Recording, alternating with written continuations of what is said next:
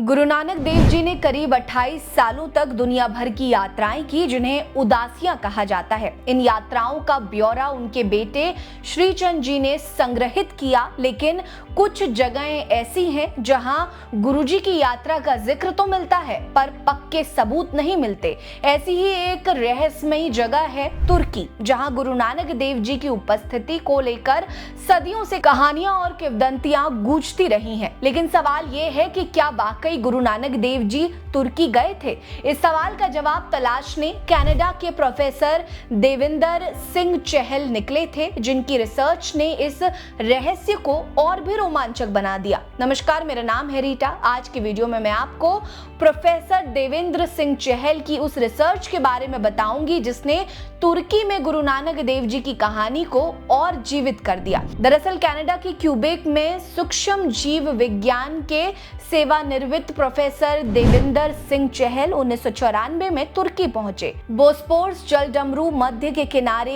एक पार्क में एक 15 बाई 6 फीट के विशाल कंक्रीट शिलालेख पर उनकी नजर पड़ी। ये शिलालेख अरबी और फारसी भाषा में लिखा हुआ था, लेकिन इसमें एक शब्द नानक ने उनका ध्यान खींच लिया। उनके मन में सवाल उठा कि क्या ये वही नानक थे जिन्हें सिख अपने गुरु के रूप में पूजते हैं। उत्साह और जिज्ञासा से भरे चहल ने इस शिलालेख को समझने की कोशिश की, लेकिन 1926 में तुर्की ओटोमन लिपि को लैटिन में बदल दिए जाने के कारण ये काम आसान नहीं था। फिर भी इस खोज ने उनके मन में एक चिंगारी जला दी। 1994 की उस यात्रा के बाद 12 साल तक ये शिलालेख प्रोफेसर चहल के दिमाग में एक अनसुलझा रहस्य बना रहा। लेकिन 2006 में नई तस्वीरों और नए जोश के साथ उन्होंने फिर से इस शिलालेख पर काम करना शुरू किया। इस बार उनकी मुलाकात दो ऐसे विद्वानों से हुई जिन्होंने इस रहस्य को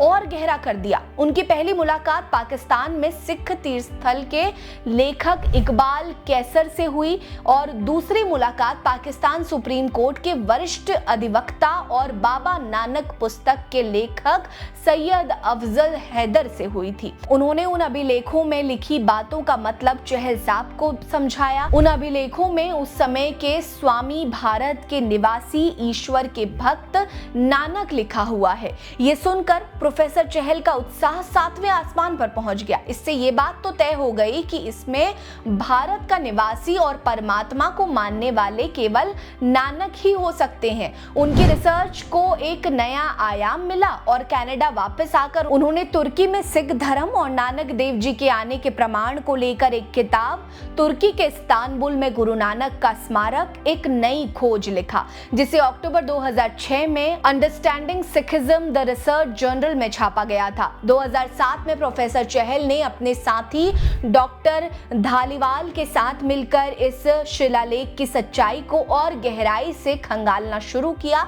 लेकिन जैसे जैसे शोध आगे बढ़ा, एक ऐसा सच सामने आया जिसने सिख समुदाय में निराशा ला दी। शोध में पता चला कि यह शिलालेख 1839 से 1861 के बीच ऑटोमन साम्राज्य के सम्राट अब्दुल मजीद खान के शासनकाल में बनाया गया था, जिसे 1850 में स्थापित किया गया था। और सबसे चौंकाने वाली बात यह थी कि शिलालेख पर लिखा नानक शब्द वास्तव में खानिक था, जिसका केएच हिस्सा जर्जर होने के कारण गलत पड़ा। खानिक का मतलब असल में खान होता है, जो उस समय सम्राट के लिए इस्तेमाल होता था। इतिहासकारों ने यह भी बताया कि ऑटोमन साम्राज्य में सम्राट के अलावा किसी और का स्मारक बनाना संभव ही नहीं था। इस खुलासे ने गुरु नानक देव जी की तुर्की यात्रा के दावों पर सवालिया निशान लगा दिया। प्रोफेसर चहल की रिसर्च ने साबित कर दिया कि ये शिलालेख गुरु नानक देव जी के लिए नहीं था। इसका मतलब ये है कि अभी तक इस बात का कोई ठोस प्रमाण नहीं है कि गुरु नानक देव जी तुर्की गए या नहीं। हालांकि ये शोध गुरु नानक देव जी की तुर्की यात्रा के सबूत नहीं दे सका, लेकिन प्रोफेसर चहल ने हार नहीं मानी। उन्होंने इस्तांबुल और कोन्या की यूनिवर्सिटीज में सिख धर्म की खूबसूरती और गुरु नानक देव जी के एक ओंकार के सिद्धांतों को दुनिया के सामने रखा। उन्होंने बताया कि सिख धर्म और इस्लाम दोनों ही एक सर्वोच्च शक्ति में विश्वास करते हैं और गुरु नानक देव जी का संदेश सभी धर्मों को जोड़ने वाला है। ऐसे में सवाल ये है कि क्या वाकई में गुरु नानक देव जी तुर्की गए थे या बाद उनके इतिहासकारों ने तथ्यों को तोड़ मरोड़ कर पेश किया, या तुर्की में उनकी यात्रा से जुड़े रहस्य आज भी बरकरार हैं जहां तक इंसान पहुंच ही नहीं पाया है। इस मसले पर आपकी क्या राय है हमें कमेंट सेक्शन में जरूर बताएं। साथ ही वीडियो को लाइक कर लीजिएगा, चैनल को जरूर सब्सक्राइब करिएगा। हमारे साथ बने रहिए। नमस्कार।